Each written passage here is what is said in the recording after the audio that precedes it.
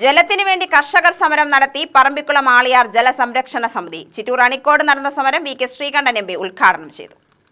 പറമ്പിക്കുളം ആളിയാർ നദീജല കരാർ പ്രകാരമുള്ള വെള്ളം തമിഴ്നാട്ടിൽ നിന്ന് കേരളത്തിന് ലഭ്യമാക്കണമെന്ന് പറമ്പിക്കുളം ആളിയാർ ജലസംരക്ഷണ സമിതിയുടെ ആവശ്യം. തമിഴ്നാട് സർക്കാരിന്റെ ധിക്കാരപരമായ സമീപനത്തിൽ പ്രതിഷേധിച്ചും കേരള മുഖ്യമന്ത്രിയും ജലവിഭവ മന്ത്രിയും ഇക്കാര്യത്തിൽ അടിയന്തരമായി ഇടപെട്ട കേരളത്തിന് ലഭിക്കാനുള്ള ജലം നേടിയെടുക്കണമെന്നാവശ്യപ്പെട്ടുകൊണ്ടുമാണ് സമിതി പ്രതിഷേധ ധർണ നടത്തിയത്. പാലക്കാട് ദീർഘകാലമായി ആവശ്യപ്പെട്ടുകൊണ്ടിരിക്കുന്ന കാർഷിക പാക്കേജ് ഇതുവരെയും അനുവദിച്ചു കിട്ടാത്തത് ദൗർഭാഗ്യകരമാണെന്ന് V K Sreekandan M P ഉദ്ഘാടന പ്രസംഗത്തിൽ പറഞ്ഞു. താൻ നിരന്തരമായി പാർലമെന്റിൽ ഉന്നയിക്കുന്നതാണ് ഈ ആവശ്യം.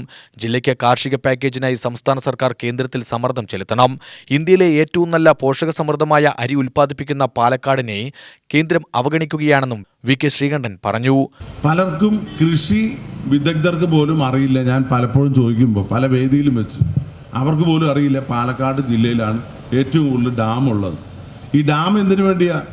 വരുന്ന വെള്ളത്തെ ശേഖരിച്ചു വെക്കാനും അത് ഉപയോഗപ്പെടുത്താനും തന്നെയാണല്ലോ ഡാം. ലളിതമായി പറഞ്ഞാൽ അതിലേറ്റവും പ്രധാനം എന്താണ്? കൃഷിയാണ്. ആ കൃഷി എന്തുകൊണ്ടാണ്? നമ്മുടെ പട്ടിണിയാണ് നമ്മളെ കൃഷിയിലേക്ക് കൂടുതൽ ആകർഷിച്ചത്.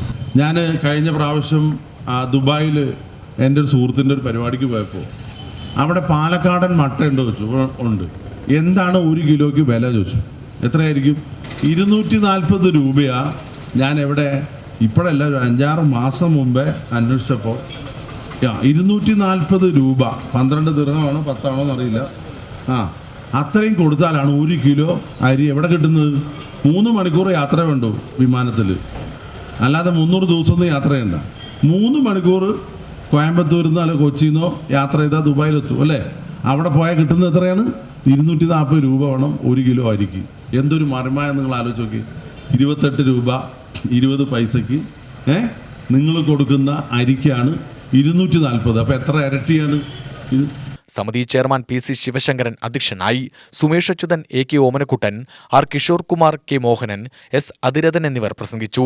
ജനറൽ കൺവീനർ മുതലാംതോട് മണി സ്വാഗതം പറഞ്ഞു. UTV news, Palakkad.